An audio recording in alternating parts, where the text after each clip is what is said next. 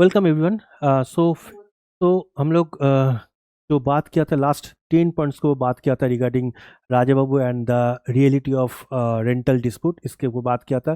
तो नेक्स्ट जो 10 पॉइंट्स और भी जो 10 पॉइंट है वो हम आज बात करेंगे हम लोग। तो नंबर 11 जो पॉइंट्स है वो बहुत ही इंपॉर्टेंट पॉइंट है। वो है कि after seeing all this realities Raja Babu understood one important truth. एक एक एक सच, एक इम्पॉर्टेंट सच उसके सामने आया है कि क्या सच वो है कि buying property is easier than managing property safely. ये बहुत इंपॉर्टेंट है कि एक प्रॉपर्टी को खरीदना बहुत इजी होता है, लेकिन उस प्रॉपर्टी को सेफली मैनेज करना उतना ही डिफिकल्टी होता है। तो ये राजा बाबू को समझ में आया है कि नहीं, मुझे प्रॉपर्टी तो मैं खरीद सकता हूँ, कोई प्रॉब्लम नहीं, लेकिन प्रॉपर्टी को अच्छी तरह से मैनेज करना ये बहुत डिफिकल्ट है। तो नंबर 12 पॉइंट में यह है कि realise that the modern rental business was no longer about only collecting rent.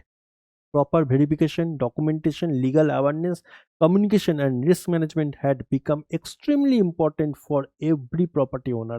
तो डेफिनेटली सिर्फ ये इसमें ये जो 12 पॉइंट है, ये पॉइंट में ये हम लोग बताना चाहते हैं कि सिर्फ जो प्रॉपर्टी ओनर है उसका सिर्फ काम सिर्फ रेंट लेना नहीं है, उसका काम, उसका और भी बहुत सारा काम होता है रिगार्डिंग दैट प्रॉपर्टी। क्या काम होता है उसका? ये काम होता है कि प्रॉपर वेरिफिकेशन करना, वो जो टेनेंट है उसका प्रॉपर वेरिफिकेशन करना, प्रॉपर डॉक्यूमेंटेशन करना, प्रॉपर एग्रीमेंट बनाना, एग्रीमेंट का क्लॉज अच्छा से क्लॉज, स्ट्रिक्ट क्लॉज होना चाहिए उसमें। लीगल अवेयरनेस होना चाहिए, definitely legal awareness is very very important. Legal awareness होना चाहिए, प्रॉपर कम्युनिकेशन होना चाहिए टेनेंट के साथ, लैंडलॉर्ड का जो कम्युनिकेशन वो प्रॉपर कम्युनिकेशन होना चाहिए। एंड रिस्क मैनेजमेंट ये बहुत ज़्यादा इंपॉर्टेंट है, ये भी होना चाहिए। तो नंबर 13 में क्या है? नंबर 13 में ये है कि from that day onward, Raja would strongly believe that every landlord should understand rental safety system before giving property to tenant, broker or unknown person. तो उस दिन से राजा बाबू का ये रियलाइजेशन हुआ कि कोई भी प्रॉपर्टी ओनर है, लैंडलॉर्ड को पहले अगर किसी को रेंट देते हैं तो उससे पहले उनको कुछ चीज़ जानना चाहिए कि क्या क्या जानना है कि रेंटल सेफ्टी सिस्टम क्या होता है, ये पहले जानना है। उसके बाद ही उसको किसी टेनेंट को रेंट पे देना चाहिए, किसी टेनेंट को उसके घर को रेंट पे देना चाहिए। अदरवाइज वो ये जो लैंड ओनर या प्रॉपर्टी ओनर वो बहुत सारे लीगल प्रॉब्लम, लीगल कॉन्सिक्वेंसेस में फंस सकते हैं। नंबर 14 पॉइंट में क्या है कि one particular incident deeply disturb Raja Babu. तो एक एक पर्टिकुलर इंसिडेंट राजा बाबू को बहुत बहुत ज़्यादा डिस्टर्ब किया है। क्या है वो?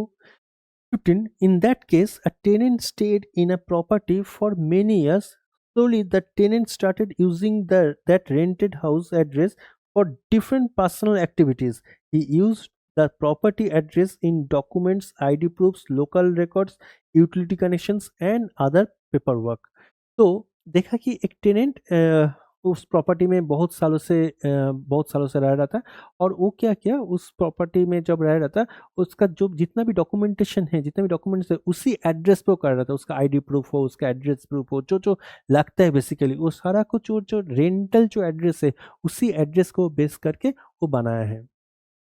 Number 16, the biggest problem was that the property owner had never created a proper rent agreement. तो ये जो लैंड ओनर थे, ये जो प्रॉपर्टी ओनर था, ये उस टेनेंट के साथ प्रॉपर एग्रीमेंट जो है वो एग्रीमेंट नहीं किया था।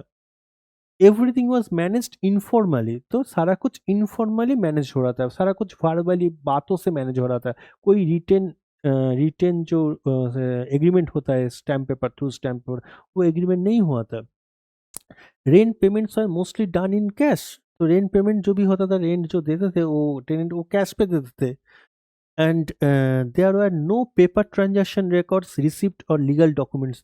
कोई पेपर ट्रांजैक्शन, कोई कुछ कुछ भी नहीं था एक्चुअली। तो 17 जो पॉइंट है उसमें क्या हुआ? After some years the tenant started claiming in court that the property was actually his own house. ये कितना बड़ा एक रिस्क फैक्टर बन गया देखिए कि कुछ साल के बाद वो जो प्रॉपर्टी में रेंट पे था वो कोर्ट पे जाके फाइल किया कि ये प्रॉपर्टी अभी मेरा है, क्योंकि उसका, मैंने पहले ही बोला कि वो सारा रिकॉर्ड अपने नाम पे बना है, उसका आईडी प्रूफ, एड्रेस प्रूफ, बाकी जितना भी पासपोर्ट वगैरह जितना भी होता है लीगल आइडेंटिटी प्रूफ, सारा कुछ उसके नाम पे वो बना लिया। और एग्रीमेंट भी नहीं हुआ था लैंडलॉर्ड के साथ। लैंडलॉर्ड को भी पता नहीं था। वो बाद में जाके कोर्ट में जाके क्लेम किया कि वो उसका जो रेंट हाउस में वो रहता था वो हाउस उसका ओन हाउस है। Because many documents and address proof are linked to the property, the legal situation become more complicated. तो मैंने पहले ही बोला कि इतना सारा डॉक्यूमेंट्स उसके नाम पे हुआ था उस एड्रेस के ऊपर बेस करके, तो ये जो लीगल केस वो बहुत ज़्यादा कॉम्प्लिकेटेड बन गया था।